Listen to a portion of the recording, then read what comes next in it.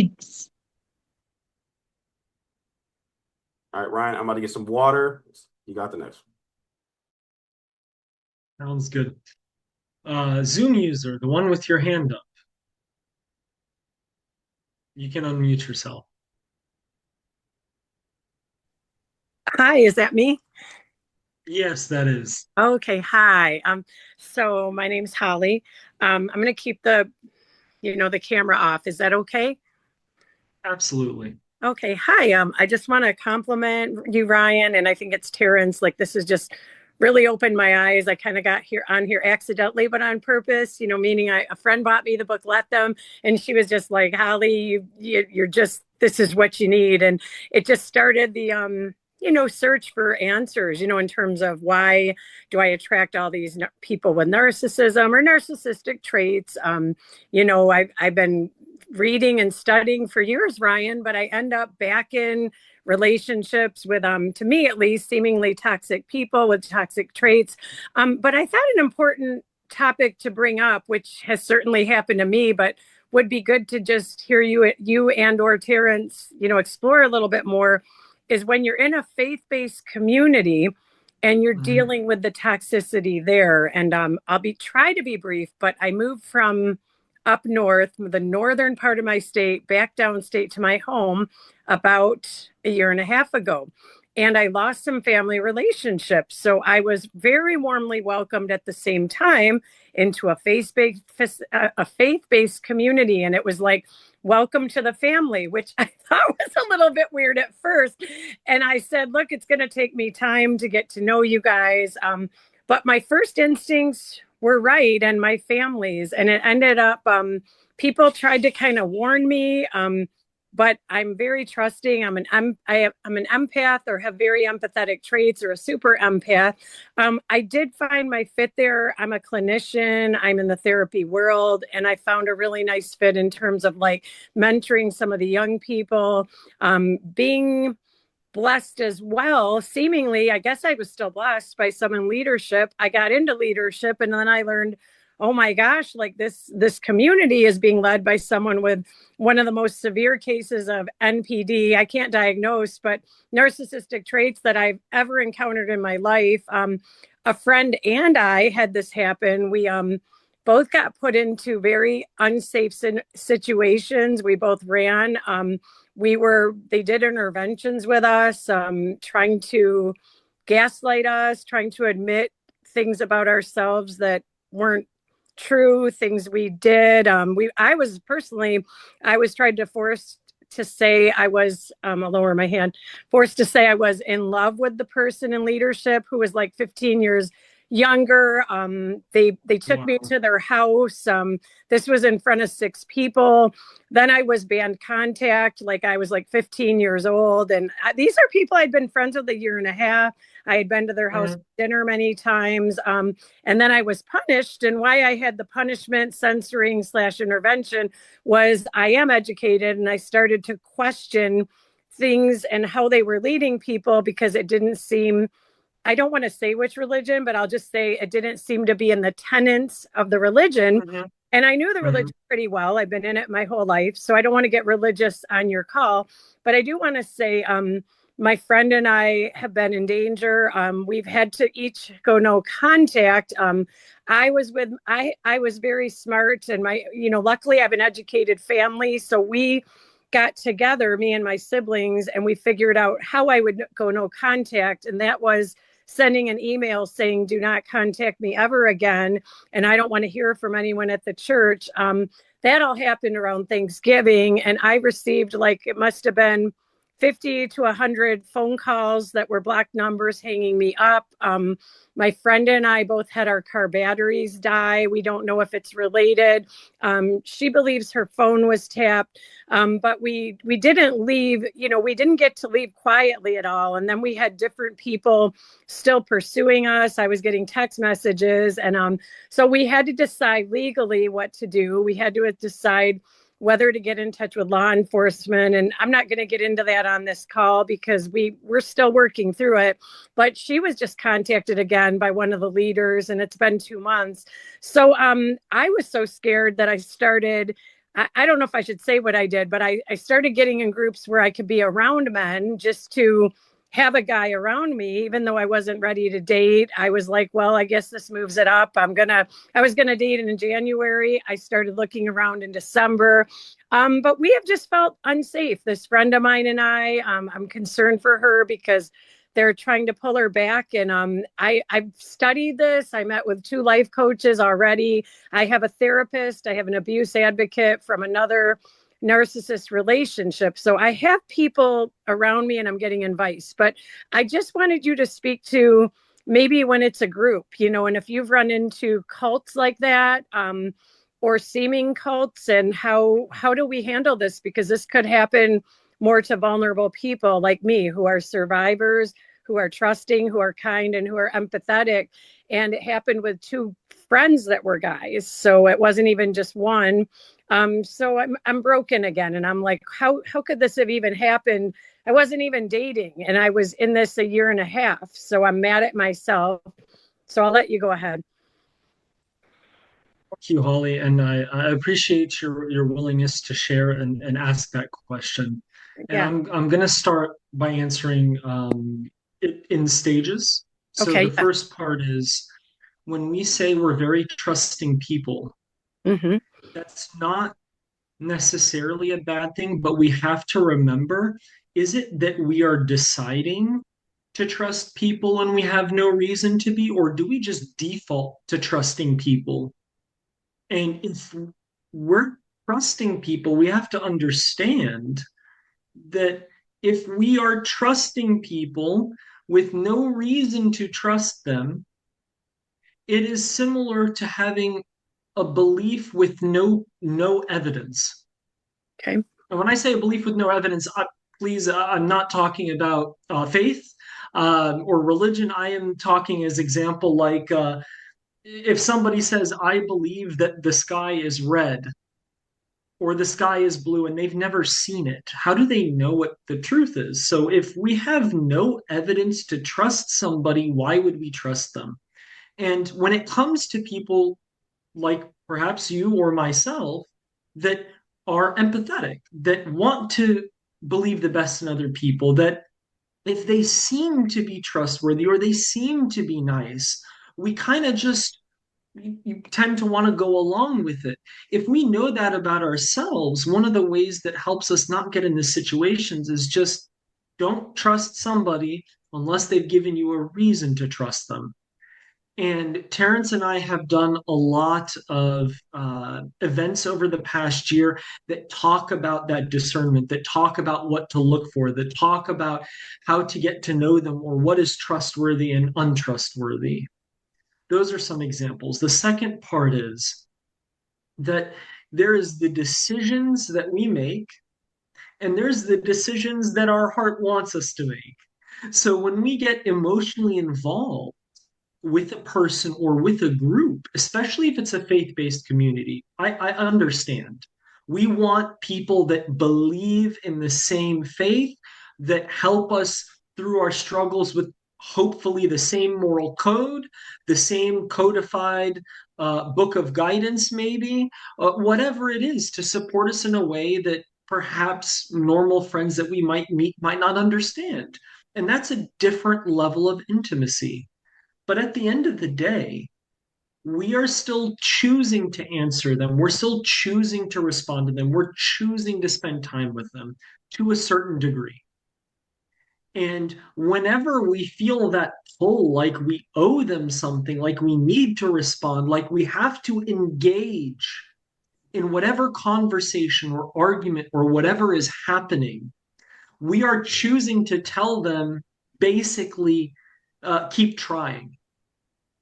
And even the thing of do not contact me ever again unless like if you were pursuing legal protection, maybe a lawyer told you that. I'm not talking about the legal side. Put the legal side aside. Um, if if somebody is bothering me and I tell them don't ever talk to me again and I keep telling them that, I'm not really sticking to what I'm trying to tell them, which is you are not welcome and I will not respond. And the more that we respond and the more that we give them time and the more we give them our emotional and even physical availability, like talking to them, the more they feel like they're going to get something out of us, the more they feel like that they can spend a little bit more time or energy to convince us or make us do what they want to do. So it might feel very difficult to make that decision when they put us in a very emotional state and we are starting to react emotionally and we're scared what might happen. We might be scared for our safety to do anything we can to try and make it stop. But one of the reasons why it keeps happening and gets accelerated is because people who want to make us do what they want us to do try and shorten the timetable for us to make decisions. They try and make sure that we are in a heightened emotional state where we do whatever we think we need to do, but they're hoping that we don't have enough time to think, just sit back and think and make the decision to be unavailable. So that is something that we need to think about, which is our emotions or our what we feel we're attached to does not control us. What controls us and our outcome is when we sit and make a decision on it. And sometimes that decision is to ignore what we feel we need to do for what we know we should do. And especially when it comes to more intimate communities like a faith-based community. Now, the thing is that um, especially when we're extremely trusting of others, like I said, we should find a reason to trust them. And when I say that, I don't mean we should be looking for reasons to trust people. I mean, we should be thinking before I trust this person and trust this person to a specific level. What do I mean by a specific level? Do I give them my phone number? Do I tell them where I live? Do I believe them that they're a wonderful community and I will get up and move my life to be with them?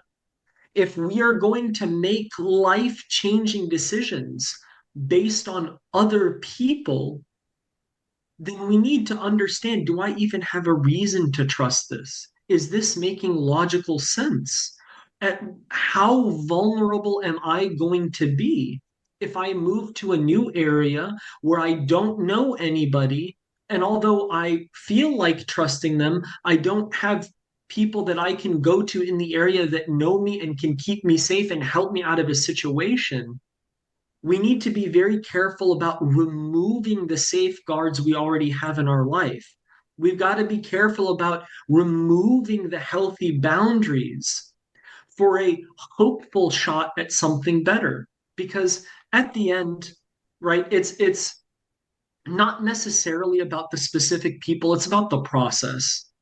Because what you can really take away from this, right, instead of needing to come and ask Terrance and I every time there's a problem in your life that you think we can help you with, if we give you a process and you understand it, then you can enact it on your own in many different scenarios.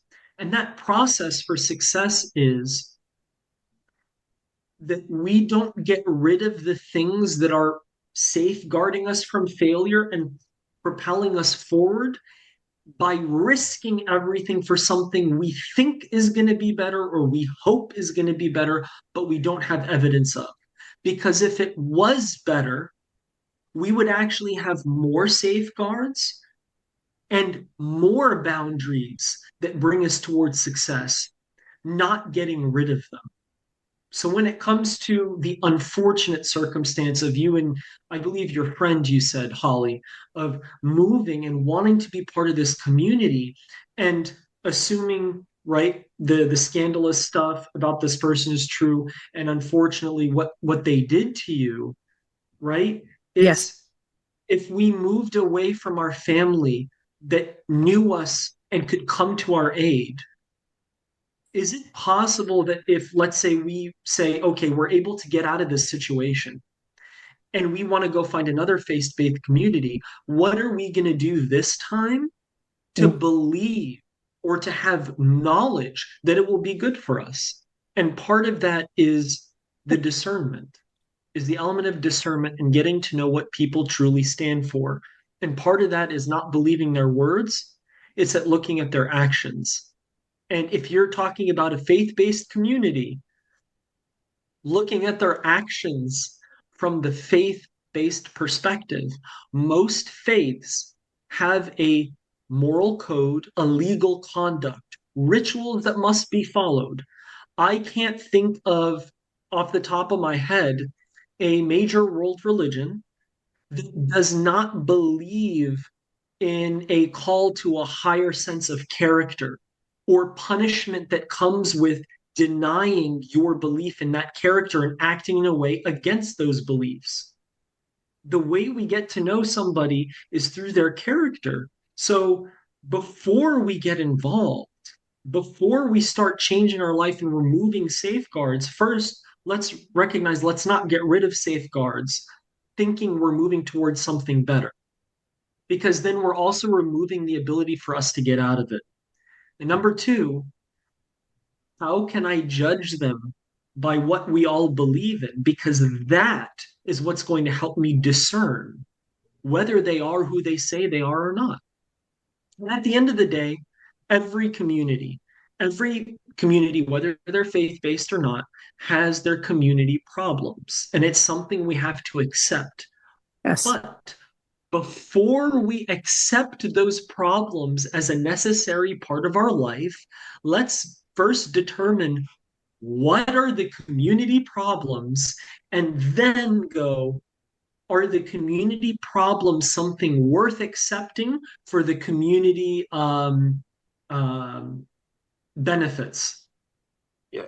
And that's often where cults, faith-based communities, problematic ones, Mm-hmm. problematic groups hide their problems so that they can get somebody enticed enough, naive enough, who just is happy that somebody is seems to be along the same path and offering them help and trying to make it easy. But what they're doing is they're making it easy to isolate you, so when you do find out about the problems, it's very difficult to leave because you either don't have the physical, monetary, or legal resources or even knowledge on how to safely exit, or you are now emotionally attached and it's very difficult for you to make the decisions.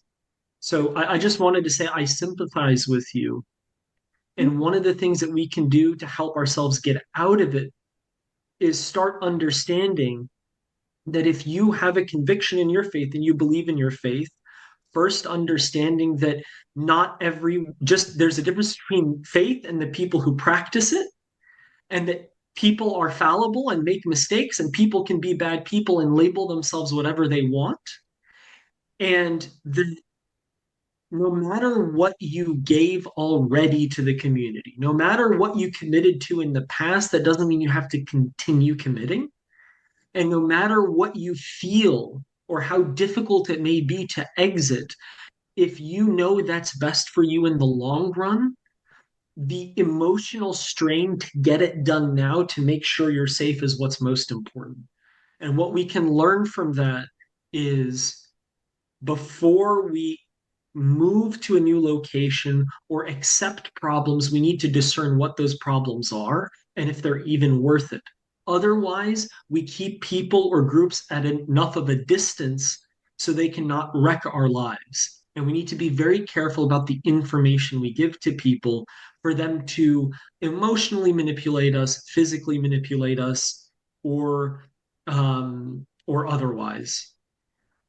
I feel like I tried to answer a lot because I know you did your best to give me a lot of background. So have I helped you answer that question a little bit, Holly? Yes, and thank you, Ryan. And I not only raised this question for me, but I thought it would be a great discussion for the group because I'm a therapist. I work in the public sector. I've got a really high IQ. I mean, I'm not saying that bragging, but everyone in my family has masters and doctorates. I'm bachelor. That doesn't mean anything necessarily because you can be just as smart with life knowledge. But I already had done the work from being in an NPD divorce. I'd already read Dr. Romney's work. I had already been with a life coach.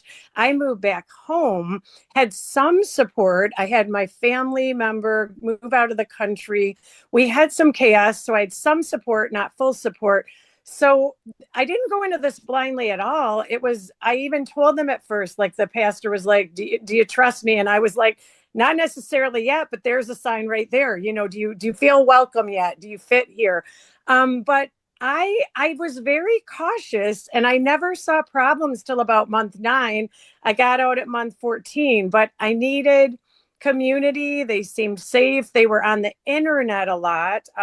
We were kind of building this church together, though. The odd part was they were small, and that concerned me. But it was like, well, we left another church. And now I'm saying church, so you kind of know where I was coming from, but I'm not saying which religion. But we left another place. They didn't align with our values. I would say, what do you believe in? They knew the books very well. And I'm trying very hard not to say which religion, because I don't want to disparage one. But it pushed me out of my own religion, and I'm finding my way back. But it really affected me and my friend severely, because we're smart. I'm 55. She's 45. I mean, we are no one to play around with, and they really messed with us. They took our friends, and she had 2 friends. She was in worship, she was singing, and they took her whole band. Can I slow you down a little bit? Yeah, sure. Can I slow you down? So and the reason I want to slow you down is because there's certain things that if we say them, they create cognitive dissonance in our minds. Sure. So if I say, how did this happen to me? And I'm smart. Yeah. So now we have an issue in our mind where we're not even trusting our own perception. Right. No, I'm mad at myself about it. But see, you can have all kind of master's degrees, you can have a PhD, you can be a therapist, but that's declarative knowledge. That's not procedural knowledge. If I Okay. drop you in the middle of Sudan, it doesn't matter. You don't know how to survive there. Okay. So the reason I say this is that if you don't have a history of dealing with manipulative people in real life, it's easy to fall for them because books are not people. So the reason I say this is I come across a lot of therapists all the time, and they are used to a certain type of person. But the type of person they're used to is very different than reality. Like a narcissist or a sociopath that I looked at in school often moved a lot differently in person, and it's hard to see that person in person because we have feelings connected to it. So the thing is to treat yourself with empathy, but also this happened because there was a skill set you didn't have. Okay. And if you have that skill set, there's nothing to be afraid of anymore. So, and now the question is, what am I willing to do to get that skill set? So that skill set might be, first of all, if I feel like a victim. So like early on, I felt like a victim. I was growing up in the Detroit metro area. If you're not terribly strong or you're not part of a gang, you look like a victim.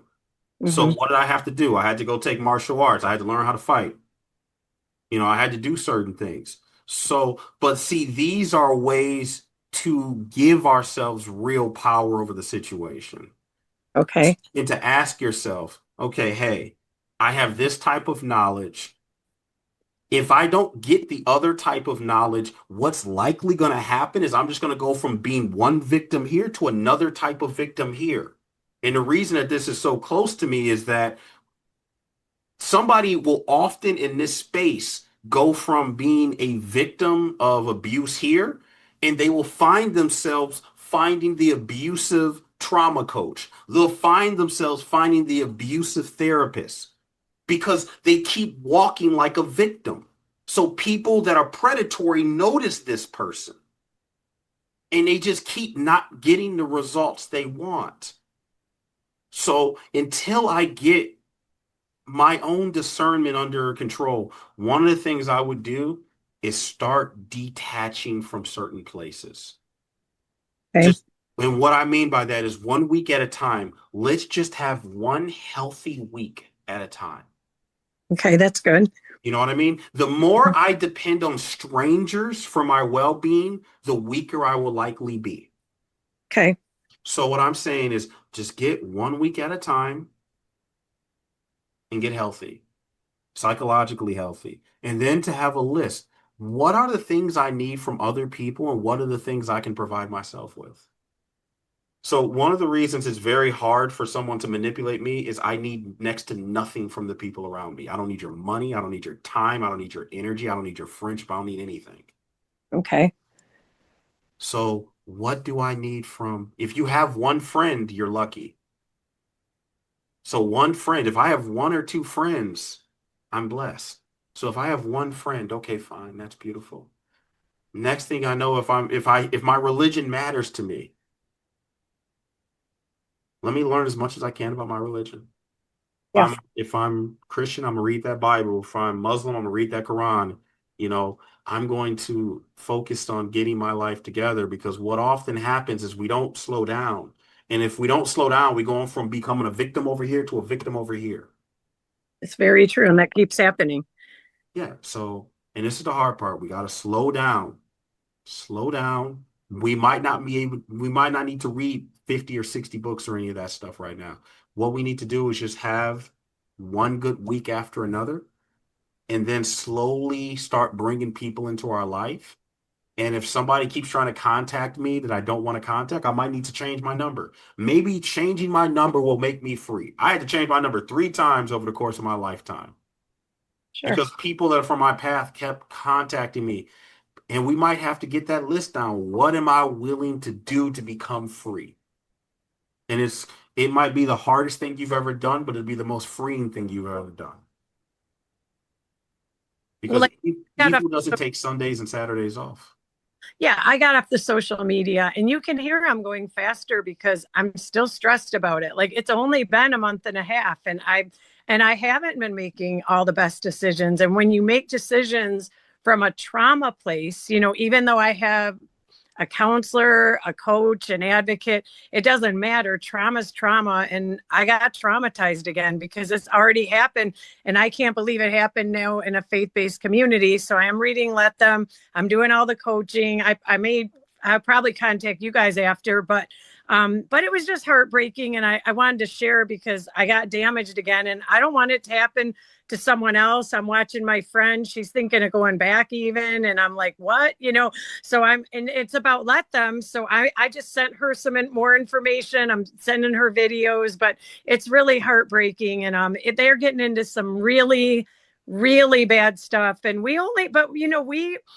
they were given us the truth. It was very deceptive. We didn't see till they did the interventions, and we both saw after a year. And I just want to point to, there's some really deceptive people. And this was, I think if it had been romantic, I would have seen it sooner. But since it was more friendship and leadership based, I started to question it, but I didn't see it right away. And I just want to say, there's a lot of really bad people out there. And this is, I'd say, a sociopath type. And we saw the narcissist grin. We saw the narcissist stares. I mean, and this person's got about 500 people now that are following them, plus in their jobs. So there's some really powerful narcissists, and that's a whole other topic, but it's really sad.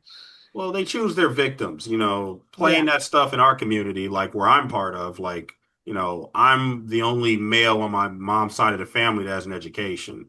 So my background, I look at sociopaths and narcissists as cowards usually.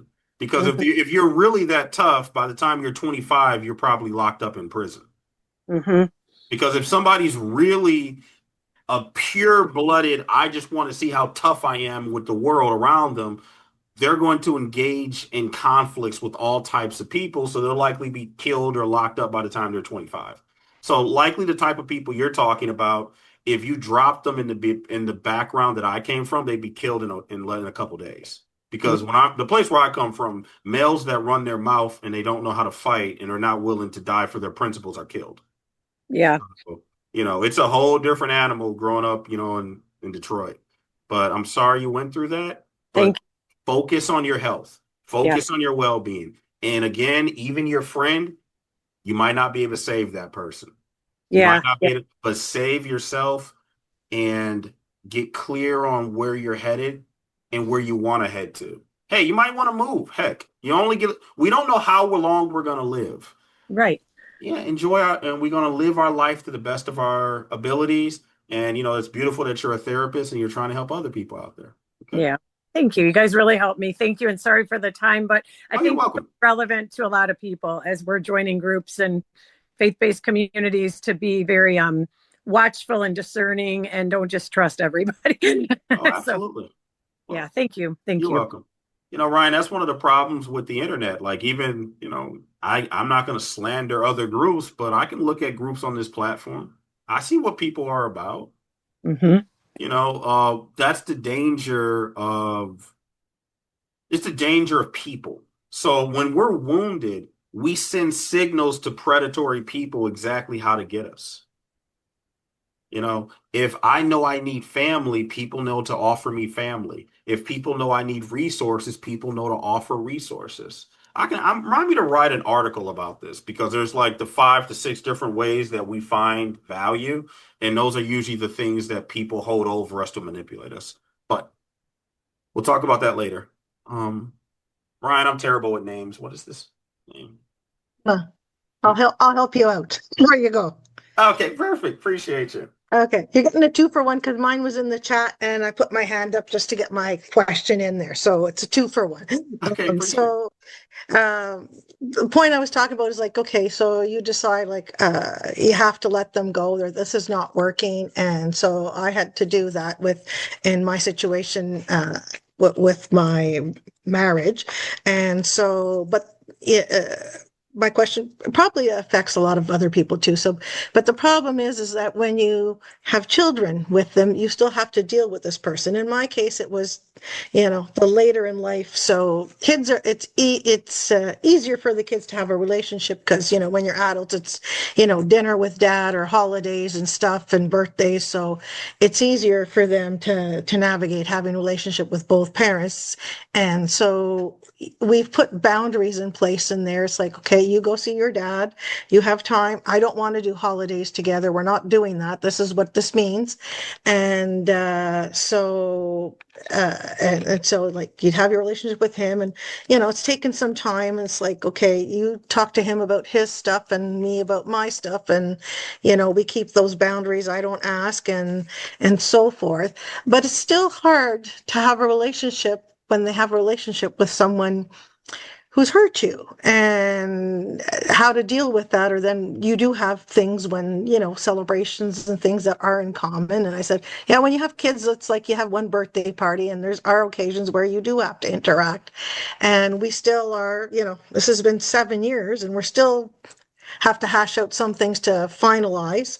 And that's okay. We're maintaining okay, but you still have to deal with them. The other thing I had also is my sibling decided to cut me out of her life and have no contact, but we have a circle of extended family, cousins that get together and yeah, they notice the thing and she can't even say hello to me and acknowledge that I exist. It's like, okay, whoa, that's overkill.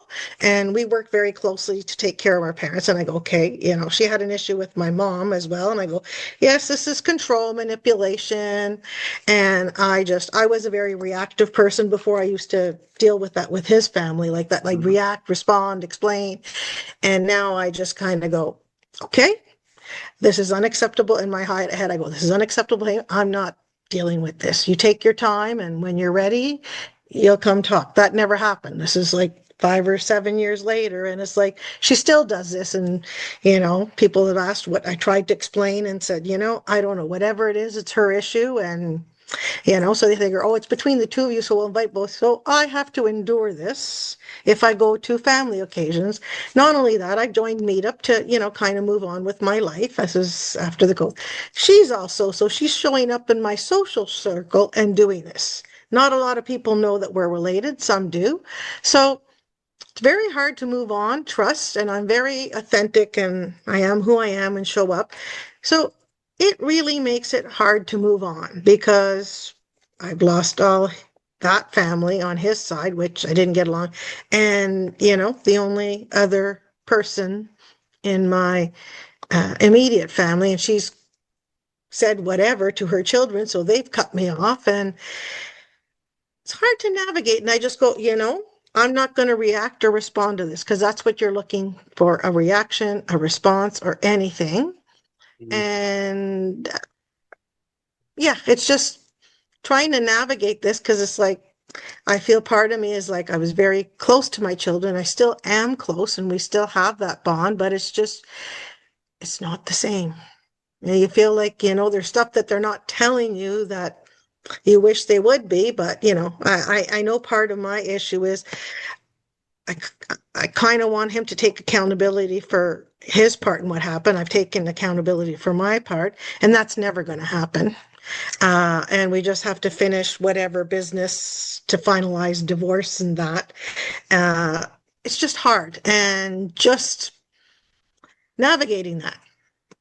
Well, it's one of those things. So one question I'm going to ask: what are you most looking forward to happening next week? So, do you have anything that you are looking forward to happening in your life next week or the week after next? Unfortunately, I've injured myself, so it's a little difficult. I'm just working on trying to get forward. I'm next week. I don't have any specific. I have something this evening that I'm going to a get together, getting out, maybe following up with some friends to try and get out a bit because I'm kind of housebound right now for the next couple of weeks because I've have an injury.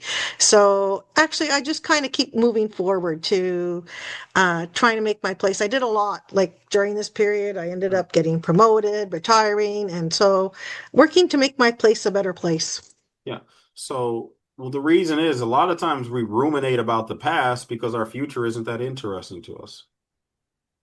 So, especially if this relationship is over, it's over 6, 7 years. We've Hmm. made the decision to move past this person. What are we Because moving? I'm stuck with a lot of leftover crap that I still have to deal Well, with all the leftovers. they're left over because of the story you keep telling yourself. So, No, it's because I have physical contents that we had in our home that I moved out of and started over, but I uh, didn't I'm going to finish slow dealing with it. down. So, what I'm saying is, it's the story you're telling yourself about all this stuff that this matters, Okay. this matters, this matters, this matters. I'm going to tell you right now, it don't matter. Hmm. This is all a story your brain is telling you. And all the significance you're putting together are just neurological pathways that need to be rewired. That's what's happening. It's not, Focus on where you're going. well, it's not just focused on where you're going, but don't focus on what's gone. The Okay. relationship's gone. So let's say there's a TV that used to belong to him. Screw the TV. It don't matter anymore. We have to when we say we're no longer with somebody, Hmm. we're not with them anymore. We're with Hmm. us. We're with you. So we Hmm. have to come up with a better story of our lives going forward. And if there's stuff in the house, one of the things to do is get rid of it. Give it Yeah. away, give it to him. Because a lot of times it's not worth the cognitive Yeah. anchor that it's holding us down to.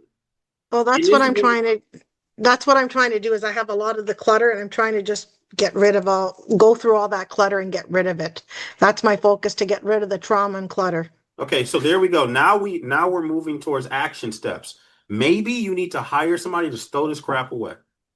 Hmm. Or it's serious, or you need to pay somebody, or somebody else can do it to go through it quickly. But Yeah. rumination happens when we keep getting signs to go backwards. We keep looking backwards. So it's hard to be happy about ourselves if we're not happy about our body and we're not happy Hmm. about the environment around us. Well, that's what I was working on is exercise. Working on exercise, and that was what I was working on is getting exercise, and then I had an injury, so that's been put on hold for that. That was my focus. Okay, that is great. The other thing we can do is, and this is just keeping it real, especially in 2026, if we're not happy with our family, if we're not happy with the way we're treated, if we're not at this point, if we're not happy with the stroke of luck we have, if you can't save yourself, go save someone else. The reason I say this is like my wife constantly works with orphans. Hmm. So I'm constantly seeing people who their parents are maybe both parents are dead. Hmm. I'm constantly looking at people whose lives are terribly worse than mine. So if Hmm. one of the ways we can help is, and it sounds rough, we have to stop focusing on ourselves. We, Yeah. we have to. We have to get, it's called main character syndrome. We have to Hmm. focus on other people. So for instance, if I'm volunteering, I can focus on that. If I'm working out, I can focus on this. If I have children and I want them in my life, if I keep replaying my perspective of the relationship, that's probably going to push them further and further away from me.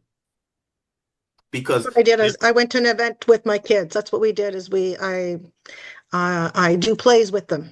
That's what I give them as a gift is subsidize their play so that we have events to go to together. yeah. So have you had a conversation with your kids? What do they need from you? Uh, no, not in so much, but I just kind of take more of a backseat and let them live their lives and let them connect up with what when they want to, and spend time with them. So Okay, one of what the do they need things, from me? well, it's Okay, one of the things is like people don't know that they're even able to talk about their wants unless we open the door and say, I'm willing to have that conversation. okay, So something as okay. simple as, you know, I really want a close relationship with all of you. I do What? have a pretty close relationship. I think it's just I've changed I've had to look at you have to change your expectation. What you expected and what is realistic is not the same thing. And I'm kind of trying to moderate as their lives have changed because they're adults and it's like they have their Yeah. own lives and just and not push expectations onto them and just look at what's doable, what they can do. So Well, the reason I say that is because unless you've already had those deep conversations with your kids, there's an entire conversation that never took place. okay. Especially while the divorce was going on. There's there's your husband's interpretation of the events, there's your interpretation of the events, and then there's your kids. Okay. And the reason I say that is unless all of you took counseling together before and after, there's usually a lot that went unsaid that needed to be said. Oh, we did counseling together a lot before we decided to to go apart. I offered counseling for the kids, they didn't want it. Uh, Mm. but anyhow, Did now you? they're Now the question is, do you know why they didn't want it? no, So I again, just there's all these conversations okay, that okay, when we're not happy with the type of relationship we had, a lot of times we can feel that there's tension or there's things that need to be said. We see this with dogs all the time. Dogs are really good at picking up on whether someone has tension or not. They mm-hmm. can tell by the person's voice, by the person's mannerisms. Obviously, you have a lot on your plate, but off the bat, if your children are one of the most, if not the most important things, They are, they there's are, they're the most conversations. Yeah, you want to know what they need. And then okay, what happens is we move closer to each other. I know what mom needs. Mom is trying to figure out what I need, and we can fix each other together. But especially if we don't know why the children didn't want to partake in the counseling, there's a bunch of conversations that never took place that will eventually be taking place, either with you or with someone else. That's how that happens. okay, Does that make sense? okay. Yep, thanks. Yeah, Thank you're you. welcome. You're welcome. All right, Ryan, I don't see any more hands up. We got about 25 more minutes. Let's quickly go through this Q&A. Okay. We have a lot of questions. All Is right, there let's one knock you them want out to quick tackle then. first? Go ahead. You can take a couple and then I'll take a couple. Um, I'm gonna take one. How do you get someone to move on from you when they clearly aren't good for you or should no longer be in your life? If the question is how to get them to move on and we're good moving on, that's where we should stop. Because again, it's about letting them.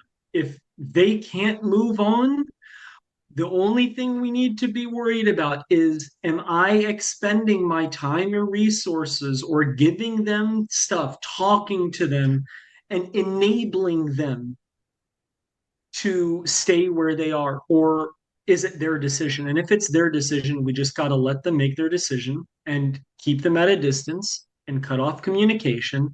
And if they never get over it, we have to let that be the case. That's it.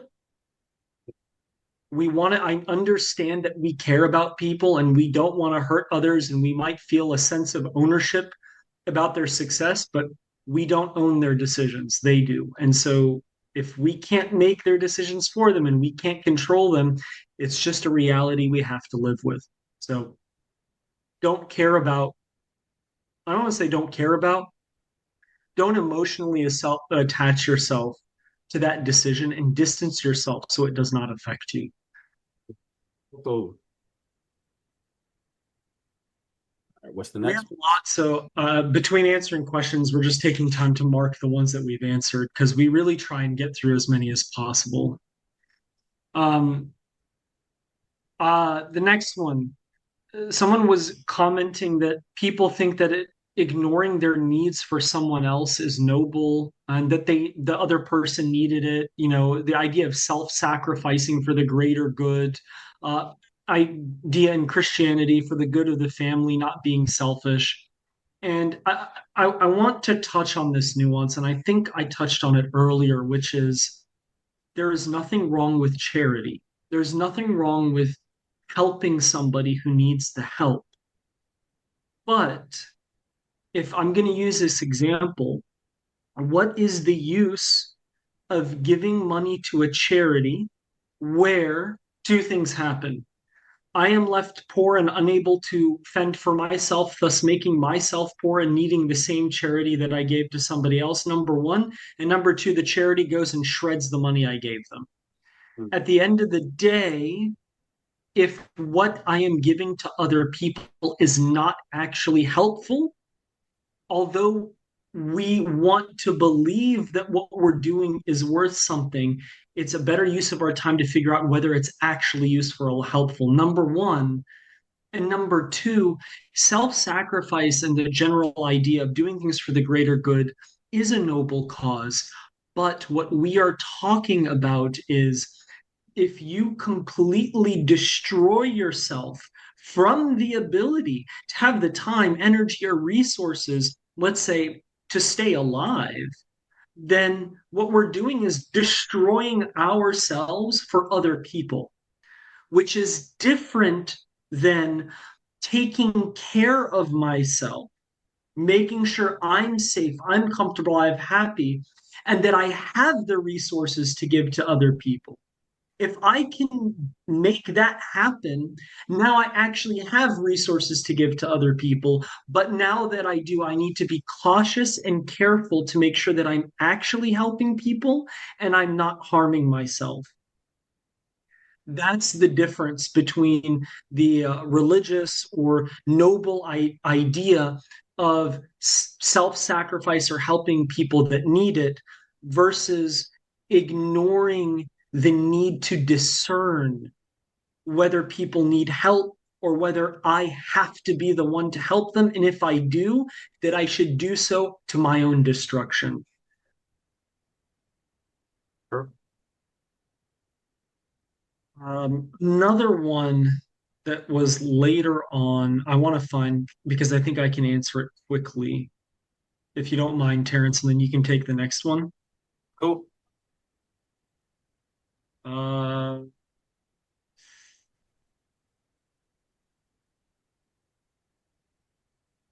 my apologies. It's taking me just a little bit to find this. I'm just while you're looking for Oh, that. yes. Go ahead. Go ahead. Yeah, I found it. If we want a long-lasting marriage, ideally for life, how do we manage or view that you will outgrow each other? What do you tell those spouses? Because I'm nervous about entering a marriage just means it's temporary due to the concept which I believe. I wanted to say something, right? Mm-hmm. The beautiful thing about marriage or a long-term committed relationship, yes, inevitably people grow. But if we have agreed to the reasons why we are committing to a marriage, then the beauty of that marriage is not that you're growing apart. It's that both of you are growing. And as you both grow, you are growing in ways that are complementary to each other. Every decade, you each might pick up a new hobby and you can learn more about this person because they're different from who they were before. And so you can get closer to them, and there's always something new to explore or to appreciate about them. But if you, before you got into this marriage, discern that their character is what you're looking for, and the purpose for the marriage is the same. As you grow, you're trying to grow on the same path and purpose. So even though you might grow slightly differently, it's still in the same general direction, which is different than people who get into marriages of convenience without planning. Because if we haven't stated or proven why we are getting married and what these boundaries or what these expectations are, then we are investing in a stock we have no reason to believe is good nor bad, with no information on what the return is going to be. And most of the time, when we make investments in stuff like the stock market with absolutely no knowledge, what ends up happening? Like 99% of the time, we lose money. It's the same thing with relationships.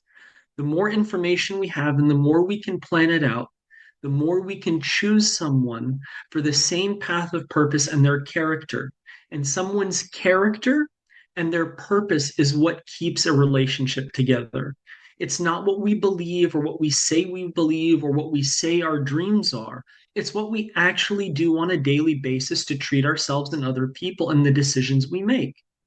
We may mature, we may slightly change our dreams in the future, but if we picked somebody with the character we're looking for that is healthy, that is what's going to determine that it's going to be a long-term healthy relationship, even when we grow, because we will be growing together. Yeah. Only thing I would add is I wrote an article probably a week or two ago, and it was talking about graphotrophic versus phototrophic growth. So graphotrophic is growth that is under the surface. Phototrophic is growth that you see. And relationships have to have both of them. And an example of that is me and my significant other, how do we grow together? One of those things is maybe we work out together, maybe we read together, maybe we learn certain other things together. But there needs to be these points of connectivity of how we are looking at the environment and building ourselves up. And we do that work under the surface. So now the work above the surface is shown together. So what that means is when we're out about, me and her can communicate together because we have a lot of the same knowledge banks. When events happen, me and her are seeing them alike. So that's why it's so important that you have to have things in common with the other person, specifically how you two are looking at information. Now, I don't have to agree 100% on the way my wife is looking at things, but I need to know exactly how she's looking at those things. And she needs to know how I'm looking at those things, and then we converse together. But that was an article I posted, I think like a week and a half ago. So, the events are fun, especially because they're in person, but a lot of the deeper stuff you have to write about. So they're all on the Patreon. And on the YouTube, me and Ryan, since Ryan's moving back to Michigan, we should have a lot more time to produce content, especially once we do the the community gym and all that other stuff together. All right, what are some more, Ryan, before 4:30 gets here? Because I can already smell the food in the other room, and I am so hungry. I feel you, man. I Hey, appreciate it. Terrance. What's up? Well, actually, if Kimberly is still on, she asked, "What's a good movie that illustrates that concept?"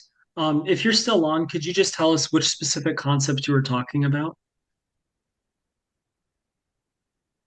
I don't know if she's still on. It doesn't look like it. Okay, then we go to the next one.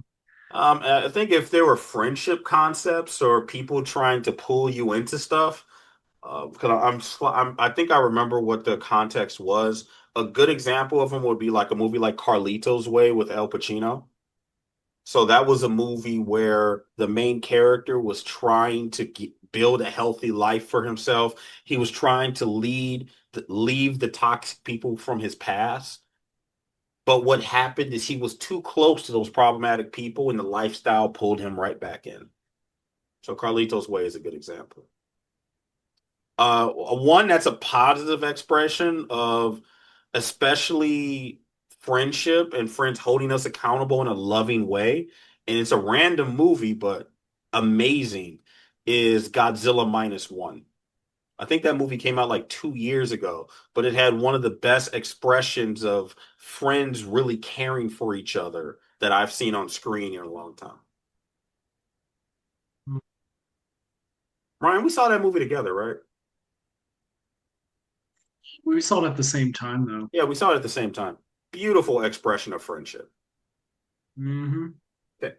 All right. What else do we have? Someone else asked, is there a risk to having the knowledge out there about what to avoid in a dangerous person or narcissist, sociopath, etc.? Because then they take notes and become even more sharpened in their skills to deceive and manipulate.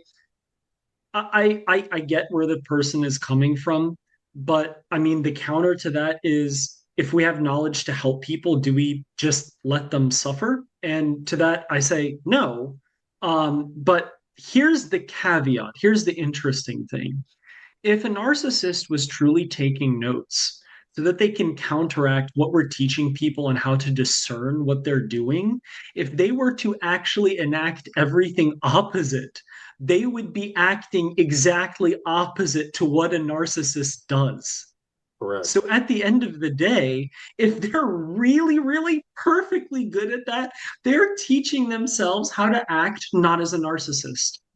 Yeah. And And if they're bad at it, sure, they might be good at a couple of things, but people are fallible and make mistakes, and they will make a mistake and you will see it and then you can investigate. So if we have a fear of failure that's so great that we don't attempt to succeed, then we will never succeed.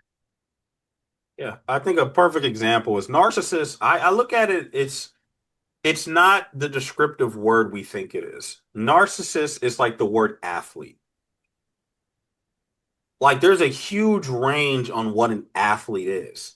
Everything from you have a high school athlete to the level of athlete you were, Ryan, where you're almost a professional athlete to go on and on. But somebody can only pretend so long. For instance, Burger King is still trying to pretend that they make good fries. You can't pretend to be a good person long. You're going to be caught usually within 6 to 9 months or 6 to 9 months from that person's past. So, a lot of, especially when you're looking at someone, it's hard for them to hide their resume. The kind of people and the impact they've had on their environment. So, if this person was part of X environment, what happened? What is their reputation there? The other thing you'll notice with problematic people, and it's hilarious to watch it with scam artists, is if I'm a problematic person, I can't then call out other problematic people. So you'll notice them defending other problematic people because if they start doing this holier than now stuff, it's more likely they're going to be caught. So that's why, back when I was, doing criminology full time, you could see all the leaders of a criminal organization and all the people they taught because they can't call each other out. But they will reference each other. Ryan, I've sent you that alone. Like you see this all the time in multi-level marketing, MLM scams. They're not going to call out other scams, but they will brag about who taught them. And if you see this pattern of behavior, it's a sign to stay away from certain people. But all right, man. Appreciate you, Jennifer. I see you about to log off. Yeah, I appreciate everybody being here for as long as they are. We try to go through as much information as possible because, you know, as long as we're able to do this, this might be somebody's only way to get into some of these healthy environments. I have a question, Terrance, that I wanted Yes. to put up to the top. One Hmm. of our attendees asked, how do you spell the man's networking group that you mentioned? Sounds like something like Manette.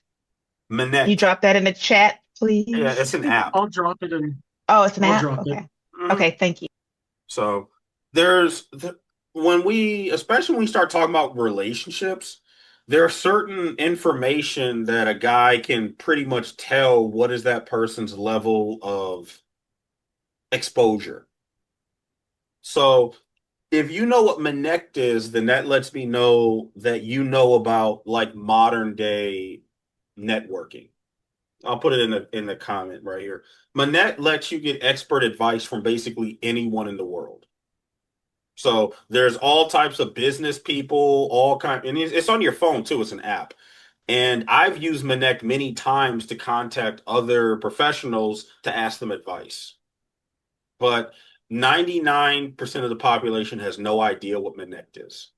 But if I was talking to a woman that does know what Manect is, that lets me know she knows a heck of a lot about my lifestyle.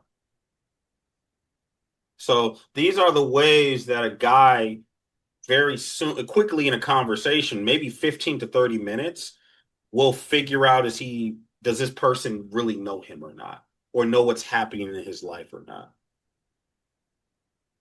So Is again, this an example of some of the services you pay for, or is it a subscription service, or so it's how one of does it those work? services. What it is there's other services like it. Is you log on and let's say somebody from Shark Tank, because you can contact people from Shark Tank on that app and say, hey, this person's created an invention. I'm an inventor.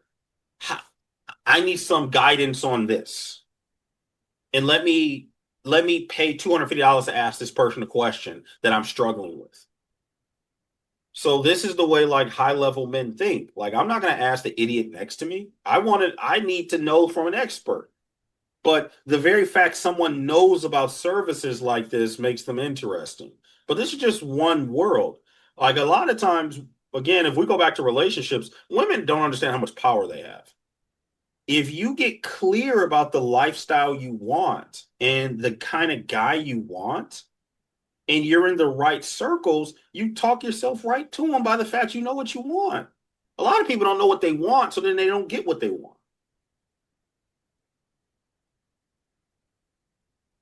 As women, we're hearing a lot though that men have the power when it comes to marriage.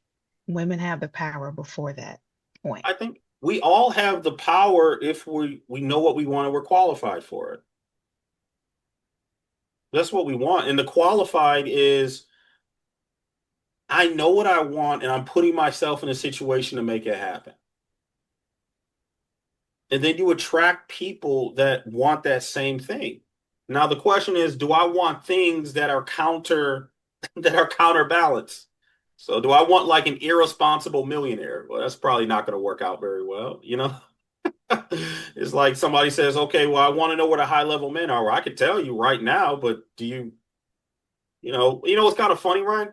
Every time I go to Myers, where's the aisle where where a guy can do the most networking? Come on, you know the answer to this. If I dropped you off at Meyer right now and I said find a solid guy that probably makes decent income and is a solid person to get to know, what aisle? A long day for me, man. The pet food aisle.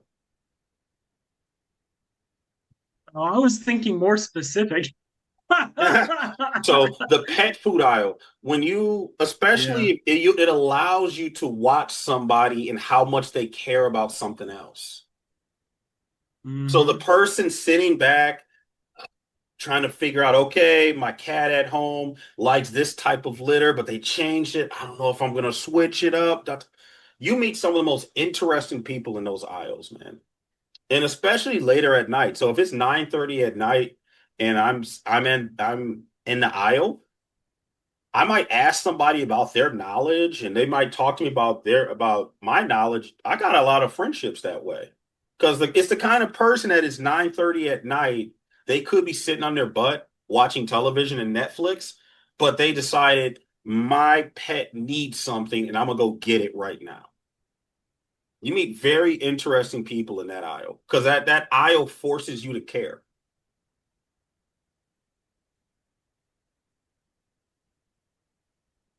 Tool aisle, you might find somebody that's competent, but I'm talking more about caring.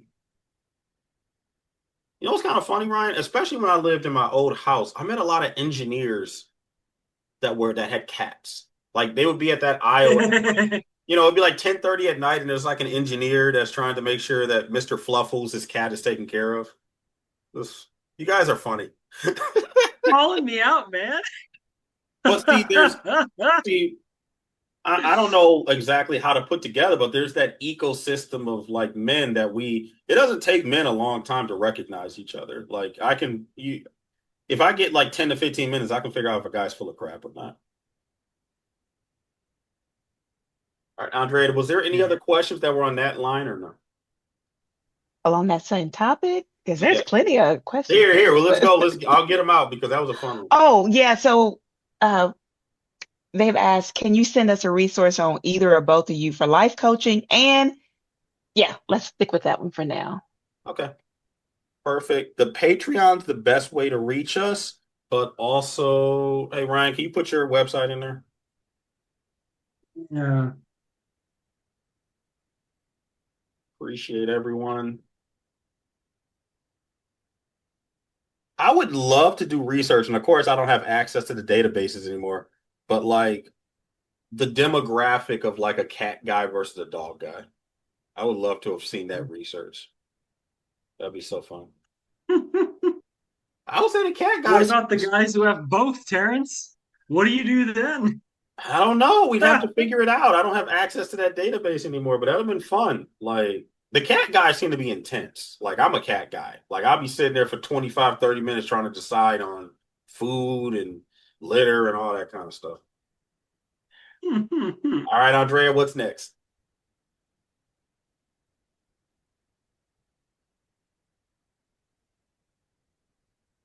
You're muted. I am. Is it possible to help a narcissist that you're still related to If they're a pure them? narcissist, no. Okay. A pure narcissist is like that's trying to get empathy from a spider. They literally can't do it. They can't do it. If somebody has, because narcissism is just a form of, on the DSM, there's levels to this, antisocial personality disorder. You can try to help them. Again, I'm a big believer. I believe in starting from the best candidate first. So if we're talking about a family member, okay, you're stuck with that person. But if it's a romantic relationship, get rid of that person and go get a healthy person. Like people aren't rare. People are only rare if we're not willing to put ourselves in situations where we're going to meet new people. Like I don't. It's like Harvard or Yale. There's this whole thing of why do so many Harvard and Yale dropouts end up doing amazing things? Well, it's because it's so hard to get into colleges like that if you got in, you're likely an extremely intelligent person that's going to do something interesting anyway. So I don't know, Ryan. That's my thing. Like, I don't try to take guys that are problematic and make them good friends. I just start with guys that have their crap together. What are your thoughts, man? Yeah. Much the same. Yeah. It's where along the total list of things that we could think about whether this is worth it or not. If we start with the most important first, the deciding factor, the non-negotiables, the filter, we get rid of a whole lot of problems much earlier on. And so a lot of what we do is helping people simply understand that to be aware of them earlier on in the process and they realize what can help them out the most in their situation. So instead of piling on the number of problems that we need to solve, we can avoid a lot from the very beginning. 1000%. right? What's next? Okay, let's see here. Da, da, da, da. I wanted to address this one question, if you don't mind, Andra. Yeah, go ahead. Um, uh, Someone asked, "Are I'm guessing HSPers are supposed to be highly sensitive people? Are highly sensitive people better off dating more ruthless people?" I mean, I guess it depends on what you mean by ruthless, but I wouldn't necessarily say so. I think that might be a little too extreme. I think that people who are highly sensitive can get along with people who aren't as highly sensitive or highly sensitive, but it's really in whether they have control over their emotions and judgment on whether to trust or not. That's really what gets people is if they do not understand as a, let's say, a highly sensitive person on when to trust, who to trust, and how to take care of their emotions so they don't keep falling headfirst into big life problems that could have been avoided. If they have a healthy outlook on life and a healthy procedure on life, they can be with another person who's healthy. It doesn't mean that that person has to be ruthless. In fact, the way that I read ruthless, which may not be the way you intended that question, is usually somebody who doesn't care how they come across or what happens to other people. Now, if it's ruthless honesty, maybe that person needs it, but I would generally say it's less about ruthless versus highly sensitive and more about, do we have a healthy outlook of just how to treat each other? And are we moving along the same path? That's it. I think I'm just going to add to that is because I use the word ruthless, and when I say ruthless, I usually mean this person is ruthlessly logical. So they're not trying to come up with ways to justify somebody else's behavior. They're just looking at the behavior and looking at the results. So it's kind of like me and you, Ryan. If me and you were talking to another guy and he wants to go into business with us, and we find out he has a 600 credit score and has failed his last three business endeavors, we probably don't want to hear his sob story. Mm-hmm. Yeah, it's just the person is not the right individual.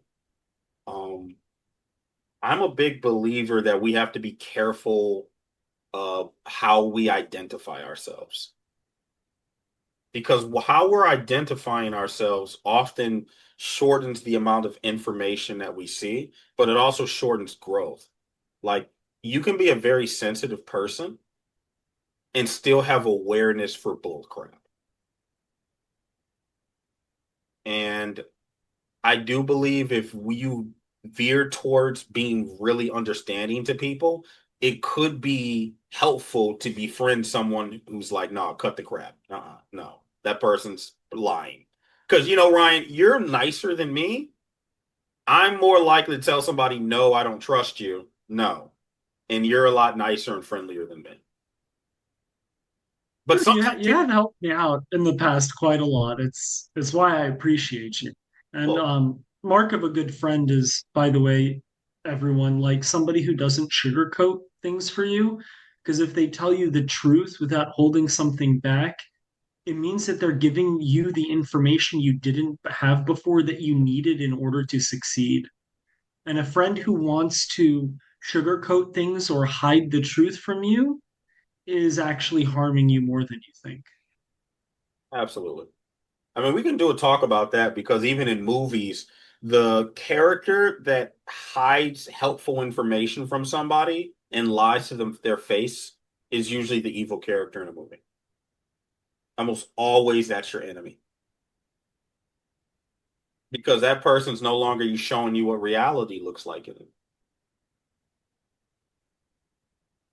Zoom user, go ahead. Well, thanks for staying on. I just wanted to thank you both, Ryan and Terrance. You guys really helped all of us so much. You helped me immensely. Two just takeaways I wanted to say is one, I just wanted to mention that I think there's just a group of predatory people right now that are going after vulnerable women. And that's what happened to me. I actually am a high class, high standard woman, but I was in a vulnerable place. I lost my daughter, moved out of the country. I was coming off a divorce. We had some division in the family, and this particular group of people actually goes after vulnerable women. They actually go out into the community. So again, I'm not saying who, when, where, what, and how, but they actually target women, and they bring them into this place and have these dinners for them and talk about, we're going to help you, you're all broken. And it was like the message I needed to hear at the time. But then as I started to clear from my trauma, it was like, wait a minute, this doesn't line up. But they were calling us all the time, having us pray and fast and all this stuff. So I just wanted to say as a caution, there's people that are actually going out into the community and going to get vulnerable people. Secondly, I put in the chat, I wanted you guys to comment. I put, it's very important to have a good circle. And as I was telling my friends and family, they were like, one went with me to a couple events. They were listening. And luckily I have, an attorney in my family. I have someone who runs a company. My other sister's a psychologist. So we were just all trying to put the facts together, but they were even calling my family. They became friends with them. So I just wanted you to speak to on having a good circle and how that can help you, but maybe to the people that don't. I was very lucky to have my best friends on the phone with me for hours, but this took a lot for us to puzzle together. It's not solved because these people still doing this. We change it or not? I don't really know, but I just wanted to share, how much you guys helped me. And I've gone to a lot of people. I'm reading Let Them, but I didn't want to put on there about having a good circle without you guys speaking to it, because not everyone has what I had and had read all the books that I had read and done the life coaching and stuff. Yeah, I agree with you, and I appreciate that. And that's actually something that comes up on a lot of our talks Yeah, is people don't have a circle. They don't right. have friends they can depend on. They don't have family members they can depend on. Almost, and it's especially I notice it with a lot of the calls from single women looking for a potential long-term relationship. They don't know what a husband's supposed to look like. They have nobody to vet this person. So there's this entire empty access point of information that the person's working within. And what often happens is we try to do side steps. So instead of getting a circle of individuals around us we trust, we try to use the internet for that. We try to use all these other avenues, but there's nothing quite like having someone next to you that has your back. Right. Right. So, case in point, if there's some weird cult messing with me, I mean, they could do that. I mean, a lot of the people I know have no problem going to prison, and I got people that were from the streets, and I got people that were in law enforcement. So, I mean, if you want to do that, your life will probably get terrible real, real quick. But that's why these individuals target into people that are weak. They target people who are emotionally weak to their games. And that's why it's so important. Whatever you're struggling with, be very, very careful telling the world what that is. Because you're giving the key to your own manipulation away to strangers. Another thing I'm going to say, and it's very clear, is when we start talking about professional level advice and care, people that are professionals don't do that for free. So, even me and Ryan, we do this, but a lot of the people on this call, we don't talk about their information, but they're clients of ours. Our clients actually asked us to create this about a year ago, so Okay. everybody could get the benefit of it. When you start seeing healing circles and all this other stuff, you just got to be careful. You got to be careful because it's what is this person actually trying to get done? And again, it helps if you don't need stuff from strangers. If you need healing from strangers, be careful because that's the exact pathway that a problematic person would use to get into your life.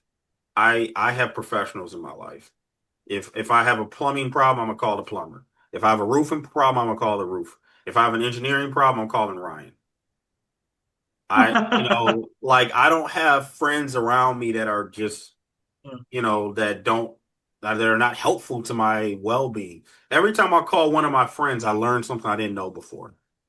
And again, be very careful trying to get healing from strangers. Like we did an entire talk on religious manipulation. We've done multiple ones on sociopaths and manipulators, but you know, what I find is problematic people always come in the form of the person saying, I can help you. That's their first word is I can help you. And like usually my first words are I don't need you. And there's nothing more powerful to your sociological and psychological development than having the power to tell people, no, I'm good. My life is good. I'm happy with my life. And that might take a year or years to set up. But once you get to that level, you're so much more free. You're so much more free because you can play the long game with people. You only bring them in your life when they prove that they're good to be around. Yeah. Yeah, thank you, Terrance. That really helps. And you just helped me to figure out the leak. And the leak was I have a habit of telling everybody when things are going wrong. I was traumatized by my NPD relationship. Then my daughter was traumatized in a very similar situation. And I came down here weak and I was telling everybody my business. So anyway, that's what did, so there's the leak. You helped me to figure it out because I was like, how did they get in? It was me telling them all my problems. So thank you. That helps a lot. You're very welcome. Just in it's a very non-intuitive way to figure out how manipulators and problematic people operate. Read a book on sales. On what? Sales. Sales? Like, Well, yeah, like how to sell things to people. well, that's what the person is. They own it's not just owning the church. I don't want to get too specific, but they Yeah. own two businesses in town. So they are so connected. And that's why it took us so long to know till they brought us in and did terrible things. But we know what's going on now. But Yeah. that's what they do is sales. Yeah, that's hey, like I said, I know my stuff. So Yeah, that's how that's that's how they got people. Yeah, no one really, only the insiders know what's going on. And that's why we couldn't save some of them. We couldn't get them out, but that'll come if it's meant to be, 1000%. we had to save ourselves. So thank you. Thank you. Yep. I'm just gonna put a book in here. This is a book that they had us read when we were learning criminal profiling. It's called The Psychology of Persuasion. So this is a book in one way or shape or another. A lot of manipulators have either read this book or read tactics from this book. And in general, in order for somebody to manipulate you, they need information. So I'm very, very cautious about information. I don't tell people a lot of information. And when somebody tries to get information from me, I'm usually fairly direct with why, what's going on, and kind of go from there. And it gets, when we get into that habit of only discussing our problems with professionals, we will notice our lives just get better. Because what happens is we are going to start noticing I'm discussing my problems with a professional and it's actually solved. And if it's not solved, then I need to go hire another professional. Yeah, that's interesting you say that. I know our call's got to end and I don't want to use up the time, but Oh, I what appreciate that. another red flag, a quick red flag is right at the end, they started asking me information about, because I was on Facebook, I had to get off all media, but what's your daughter's boyfriend name? And I'm like, what do you what do you need my daughter boyfriend name? And then they went after someone else and tried to get information about her family. Then they be calling my brother. Okay, he's an attorney, but why you need to be calling my brother? Well, we met him at church. It's like, well, why you calling my brother? Why, so it got suspicious like that. They were trying to get into my life. And but I opened the door, right? I opened Pandora's box. So Yeah, it happens, but then again, when we're good people, people will often weaponize that. But now yep. we know what to look for. Ryan, didn't we have this? We had a number of friends that fell for get rich quick schemes over the last couple years. Yep. People fall into MLM marketing or all types of cults. And it's just, when people are desperate, when somebody seems to be giving you a hand, You want to take it. You want to believe it. You Yep. want to believe it. But again, you hear all that passive income stuff. You think if somebody really had a way to make $100 million in passive income, they'd be online selling courses.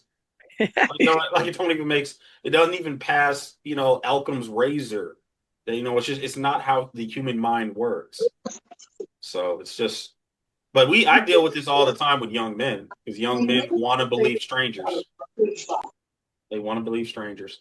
All right, Thank you. you're welcome. All right, Ryan, you got 2 or 3 left before we call it a day. Oh, Patricia. Okay, I Hold guess on. we're extending it even further. I think Patricia's trying to ask something. Go ahead. Go ahead, Patricia. Oh, sure. I'm sorry. I couldn't raise my hand Oh, that's okay. on the iPad. I just have a quick question. By the way, I really appreciate all of the information and knowledge that you impart. I share it with my family and with my daughter. It's extremely helpful. I do have a quick question. I'm a director at a private childcare slash school, and we had an employee that I got into like an altercation with. It happened at the end of May, and she got upset when I was questioning her about a complaint from another employee about her grabbing a child's arm. To make a long story short, she got upset with me when I talked to her about it, and she like took the door and tried to shove it into me. And it was another coworker that intervened verbally and got her to stop. So after that, I told the employee to leave the building. And she didn't leave. She stayed in the lobby sitting down and tried to apologize. The owner came into the school and sent her back into a classroom.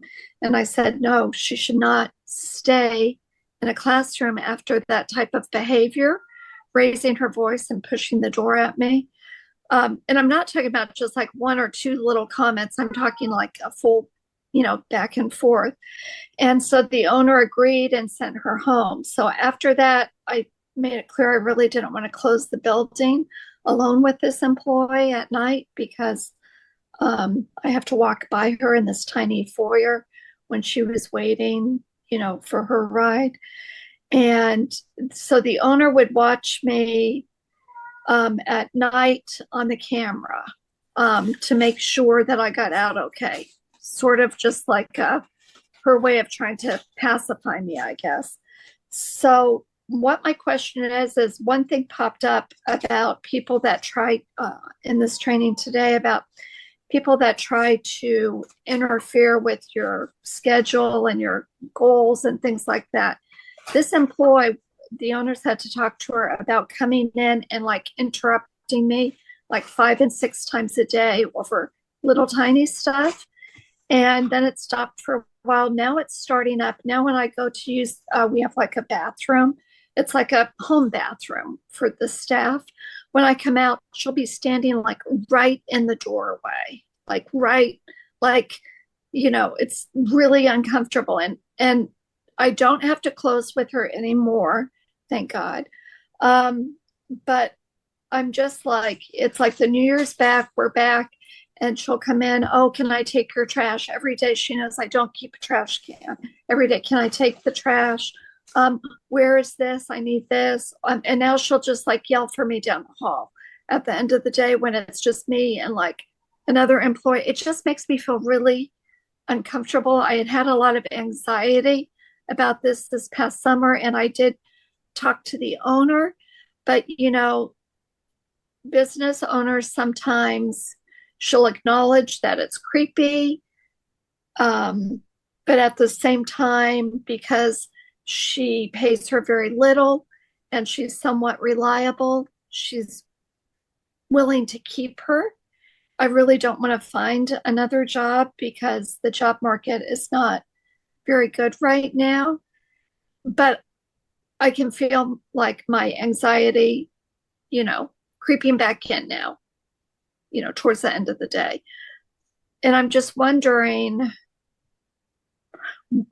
do you have any suggestions on how I should interact with this woman? Like when I come out of the bathroom, I open up the bathroom door coming into the lobby and she's like physically standing, like in the door, or when she keeps coming in every day asking me things, because it doesn't feel normal. It feels uncomfortable.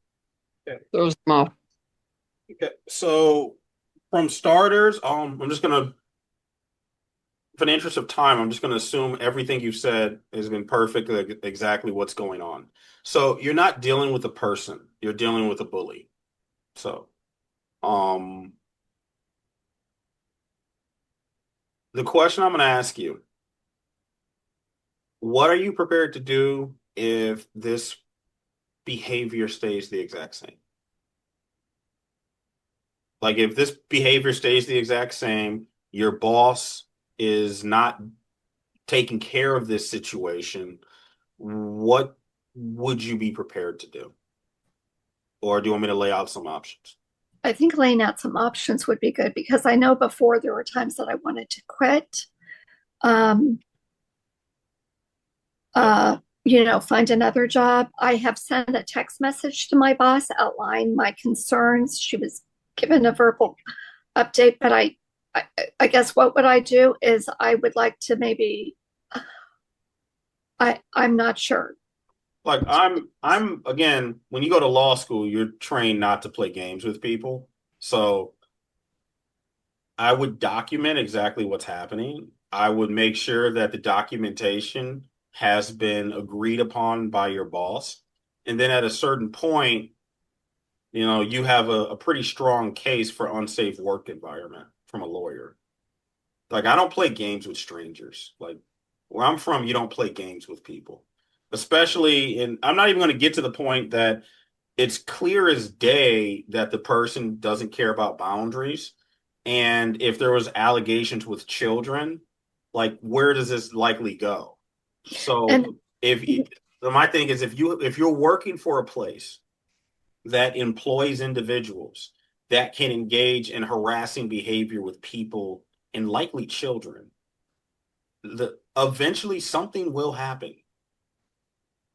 And it's like, Ryan, what's the game you play, musical chairs?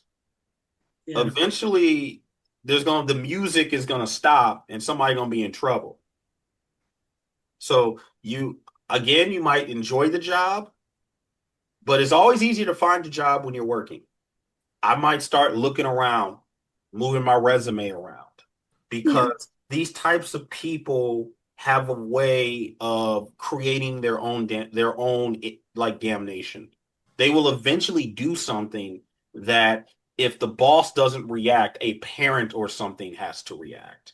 So, and especially if your boss doesn't have the courage or conviction to do something about it, then you can't trust this person with your career. you're right, because this person has had 3 complaints from 3 separate parents.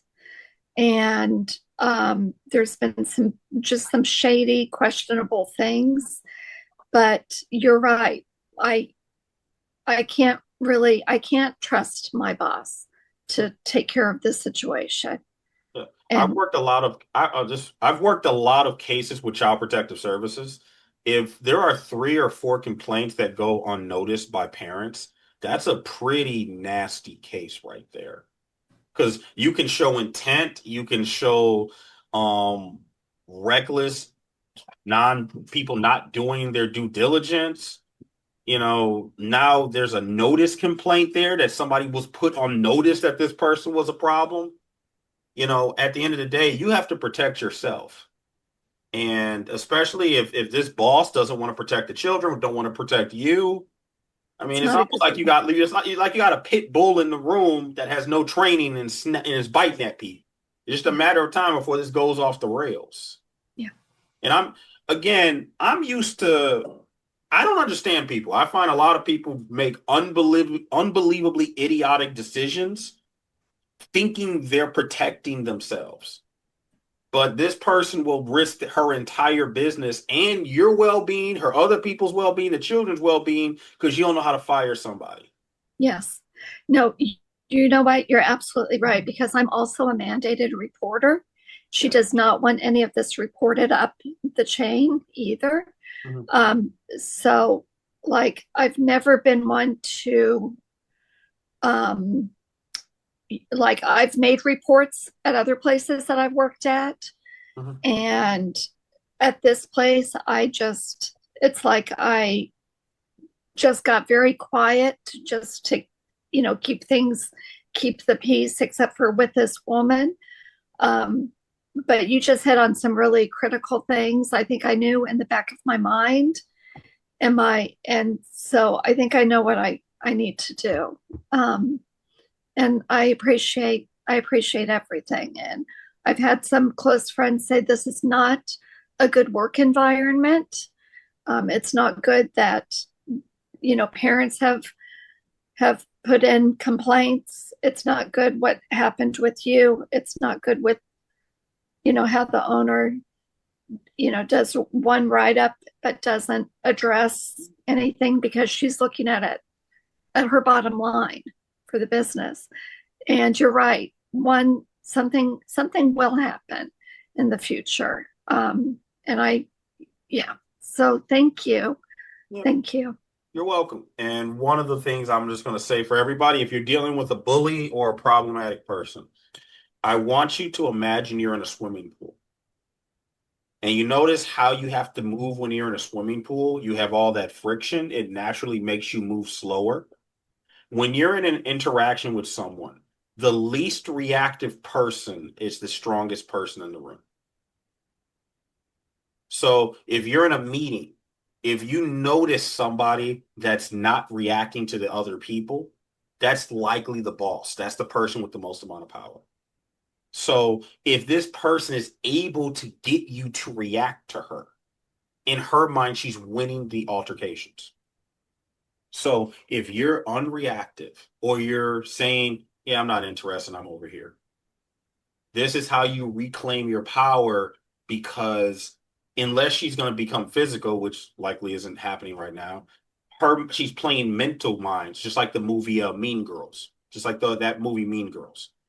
It's, I'm not going to surrender my mental energy to this person. You are not going to make me move any quicker. You're not going to make me shout any louder. You have such little impact on my central nervous system, it's almost a joke. And that's what you have to think about. Like, this person ain't that strong. She ain't that scary. She's nothing. She's just an obstacle in my way for the time being as I head my life into bigger and better things. I mean, Ryan, we've all dealt with people like that, haven't we? Thank you. Thank you so much. Thank you. It's so hilarious when I used to be on crime scenes, the guys that were running their mouth, rah, rah, rah, rah, they weren't going to do anything. It was always that quiet person that didn't say anything. That's the individual. I'm like, hey, you got to put a tail on that guy. That's going to be the problem. You see it all the time at bars. The guy that's running his mouth like a little chihuahua. He's going to be the person that likely gets punched out or shot at, because he doesn't want the altercation. He just wants to protect his ego. But all right, Ryan, do you have energy to do a couple more before we hop off? No. All right. Sorry, man. All right. Well, let's try to keep them, and then what we can do is we'll answer some of the other ones tomorrow on YouTube, okay? You didn't have very many left anyway, and you might Okay. have already talked about some of them because a lot of them left were about narcissists, and then there was one about avoidance, and it wasn't a question. It just says, "How about avoidance?" So maybe they just wanted to discuss it. So I'll be real, like a lot of these psychological terms, they just don't come up. They don't come up in like outside of the internet. Does that make sense? Like when I'm just talking to a guy and he says I'm an avoidance, I'm like, what does that mean? You're not going to do your homework. You're not going to take out the trash. What's going on, man? You know what, Terrance? I Yeah. do have a couple. I have Okay. energy for a couple. I just reread through them. I'm gonna knock them out, okay? We appreciate So, anybody that stays. We're going to knock them out, it looks like. Come on. I would be curious to know, what is the difference between discernment or being too judgmental? Discernment is having the ability to know whether you have enough information in order to make a decision. It's not really about coming to conclusions, especially moral judgments, whereas judgment is usually passing a final, conclusive belief about somebody, usually about their morals. They're good, they're bad, they're terrible, they're corrupt, they deserve good, or they deserve punishment. Whereas discernment, especially we're talking about, should I be around this person? Discernment is more asking the question and getting enough information to make a decision, not pass moral judgment on somebody. So, we're not really here trying to help you guys figure out who's good and evil in your life and who's terrible and deserving of a horrible life or an amazing life, or how, if somebody should be punished and how to punish them. That's really the judgmental side of it. What we're looking at is, can we help you understand enough of the knowledge foundation that when someone is around you and they're causing you problems, or you're interested in entering a relationship with them, can you gain enough information and then discern or look at the person and see, do I have enough of an idea of whether this person is good for me or not? And do their actions match their words? It doesn't really have anything to do whether somebody is a good or bad person or what we should do to them. And it's more about, do they need to be in my life and are they healthy for me? So that's kind of where we're drawing the line on discernment versus judgment. We're not really here to be judgmental. We're here to help people understand whether someone or a situation is good for them or not. The next one. You want to add anything to that, Terrance? No, you were good. Sweet.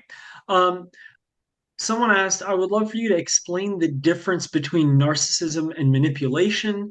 I think many people call someone a narcissist when they're really just a manipulator, and I get frustrated. Can you educate people about the differences and the importance of using the correct terminology? I'm going to let Terrance mostly answer this. I just wanted to say something. You got to be very careful about calling people labels because the labels carry a meaning. And if you are speaking about something whose meaning you don't fully understand, you could be doing a whole lot of damage to somebody or even yourself. So, narcissism, if we're talking like a legit thing, is a legit diagnosis, like Terrance said earlier, that comes in varying degrees and stages.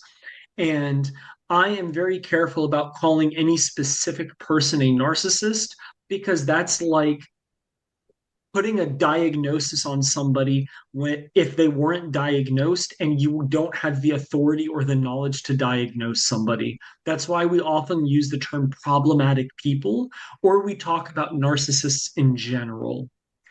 People can be problematic. People can even do bad things and still mostly be a good person. They could be misguided or make mistakes. So, if didn't we say it's something like less than 2% of the population is actually legitimately a narcissist, Terrance? It's Medically somewhere speaking. between 2.5 to 5% of the population. Like you got to get to the thing is, it's hard for me to describe. There's a difference between like you have predatory manipulation where I'm going to manipulate you because I want to manipulate outcomes.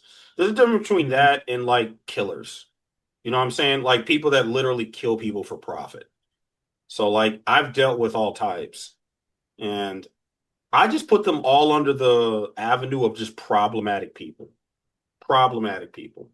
And when like to the original question, the when we're trying to talk about narcissism manipulation, narcissism is really about somebody's self-image regulation, and manipulation is about the control of outcomes.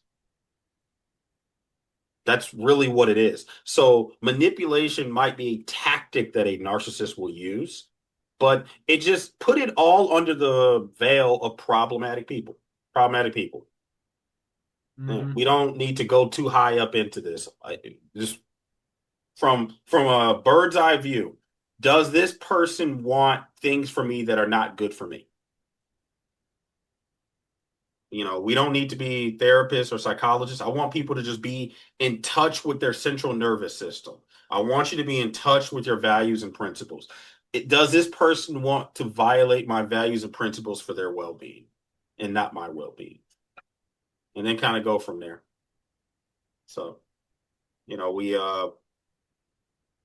I just find this narcissism is so dangerous because it's easy to go down this rabbit hole, and then we spend so much time just focused on the bad guys or the bad people. But then we don't spend time focused on good people. And if you don't spend time focused on good people, then your life really don't change. All you can figure out is what you don't want, but how does it get you to what you do want? Does that make sense, Ryan? Last question. Shall I make it this the last question, Terrance? Okay, brother, go ahead. Officially. How can you tell the difference between having physical symptoms around a person versus attributing the physical symptoms to something like your own fear of commitment or general anxiety? And it's difficult if you don't understand yourself and what triggers you. And when I say triggers, I mean like what makes you feel good, what makes you feel bad. When you feel uneasy, do you know what or why? And what Terrance and I really do is help people go through a introspective self-discovery, self-inventory of what am I looking for? And I'm going to be honest here. A lot of the time, our anxiety comes from a dissociation between what we want and what we're committing to. Hmm. Without getting into real medical terms and talking about therapy and stuff like this, oftentimes we feel anxiety and apprehension because we know something's off, but we're not doing anything about it. Or we want a marriage, but we don't know anything about it. So when we get close to somebody because we didn't plan, we don't have knowledge, we don't know what's going on, we're going to feel apprehension, even if that person's good. So what we try and do is step back from the how do I tell the difference and understand that you can't tell the difference if you don't know yourself. Whether that means taking a self inventory or speaking with a therapist or a close friend of yours who knows you and can help you, it's really getting somebody who's not you to help you see yourself from an outside view, to give you enough information to start figuring out what that might be. Because without more information, it's very difficult to start pinning down what's going on, which is why Terrance and I are here to try and give people another perspective and help them talk through it. Um, So, unless you know yourself and know what you're looking for, and know whether things are matching up or not, it's very difficult to start pinning things down on whether it's general anxiety or it's just the situation or it's you're tired and you had a long day and that's how you react to being exhausted. Who exactly. knows? We won't know unless you know yourself. I agree 100%. The only thing else I would add is the anxiety coming from something you can actually explain that's observable in front of you? Or is this something that you're seeing strictly in your mind? That's one of the ways you kind of know, am I talking about my awareness or am I going into my past fears, my past horrors, all those other things? And I think the other thing that happens is, especially when it comes to like relationships, we haven't really decided often why people should be in our life. Like I have to get off in a little bit to do some marriage coaching. But what happens is we say, I want this person in my life, but why? And for what good? Is it because this person feels good for a moment? Or does this look like a relationship that could prosper 5, 10, 15, 20, 30 years? Has anyone even showed me how to do that? And this is like one of the things that's happening a lot, especially with young people. They have never been taught how to love somebody even when they're upset with them. So they don't really know how to keep love going past the honeymoon stages. One of the questions asked, and just before we hop off, one of the questions was kind of, I said a lot of young men fall for these scams, and it's kind of like, why? Well, because they haven't been taught how to be a man from other men. They have not been taught how to have discernment from other men. So what are they doing? They're going out on the internet and they're looking for what they think masculinity looks like. And that might be a Lamborghini, that might be a fancy car, that might be a guy that supposedly has a bunch of female attention. And then he's creating what he thinks a man looks like. But likely those are people that are just scam artists. And everything you're looking at is rented. Appreciate you. So that's something else that comes up. We might have to be untaught what we've been taught, and then have to ask ourselves, who even taught us what we know? But that's what the workshops here are for. That's what the therapists are out here for. That's what the coaching is here for. And up until now, we appreciate everybody's time, and we will continue writing some stuff on Patreon and YouTube. So if you're part of that, you'll see a bunch of the new information coming up. We appreciate everybody's time. And we will have what's this question right here? Hey, Ryan, what's this question? Notes on being a man. Can you have a session on this in the future? I'm probably that's indeed. I don't. I've sort of. Do you know what this person is saying? Is that a book? I don't know. No, maybe that was a request. They want It's a book. guidance on how to be a man, maybe, but I'm not sure. Oh, Scott Well, it looks Galloway. like they said they're reading a book by Scott Galloway, so they're Oh, asking okay. if we can have a session on it in the future. Um, we don't really like promise sessions on stuff that we haven't read, but we'll look into it and we might if we think that it's beneficial. I But thank mean, you for bringing it up. I am gonna ask you, like, I know who Scott Galloway is, but when you're in like male circles, nobody's talking about Scott Galloway in general. I know he's being pushed heavily by the algorithm, but one of the things is when you look at books about men, look at where it's rated on Amazon. Look at where it's rated on Amazon. I personally, I'm not, if, that's actually another conversation, but I don't actually like a lot of his content, especially when it That comes to also relationships. Uh, he also seems to be a professor of marketing. So just because it's being pushed doesn't mean that it's good. It could be from his knowledge of how to market it. Well, that's what I'm saying. So I know he got really popular talking about how bad men are doing, like right now in 2020, in 2023, 2025, how their young men are lagging behind and everything. But to me, this looks like a sales because on one end, that's going on the other end, another generation of men are making more money than they've ever made, period. So I don't understand. On one end, it talks about how bad men are doing, but then on the other end, a lot of young men are doing very, very, very well. Are you are we talking about how each one of them are doing? So I don't know. I'm very careful when I see marketers writing books. Yep. Yeah. Unless it's on marketing. Yeah, yeah. So I think I'm very careful of grifters because I see a lot of people approach this space like they're friends of ours. But what are you really talking about? What are you talking about? Mhm. So again, if you really want to know like a lot of like the male books, there's a book As a Man Thinketh. This is probably the number one book about male thinking. It's been that way for a long, long time. Yep. Okay. Yeah. Because of struggles I'm having with my son. Yeah. Yeah, we can talk about it. We can talk about it. Again, I'm just gonna say, Scott, if there was like 20 guys in a room and we had to be a leader, Scott wouldn't be our leader. So we'll leave that alone. But he will just again be very careful of what's being pushed by the algorithm. The algorithm will push certain things to us, but one of the things to look at is the men that are very successful. Is that the guy that he look? Is that the type of guy these men look up to.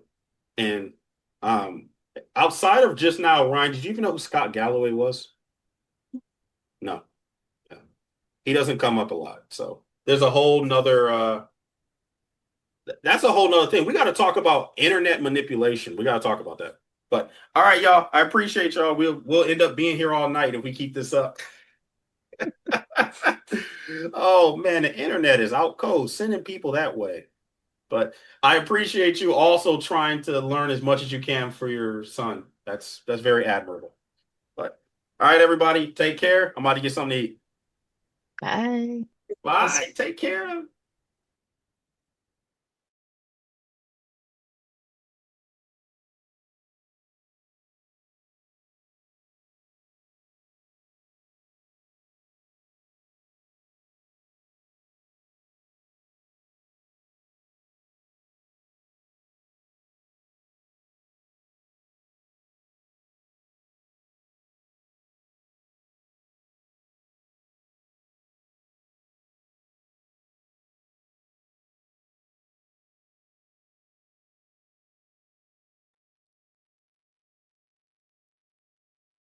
Hey, team, if you're still here, there's a couple things to go over, not much.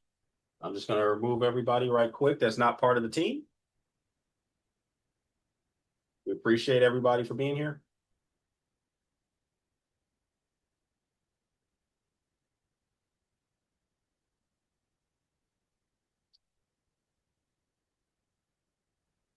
Actually, Gene, I'll send it to you on Meetup, okay? I'll send you with the write-up.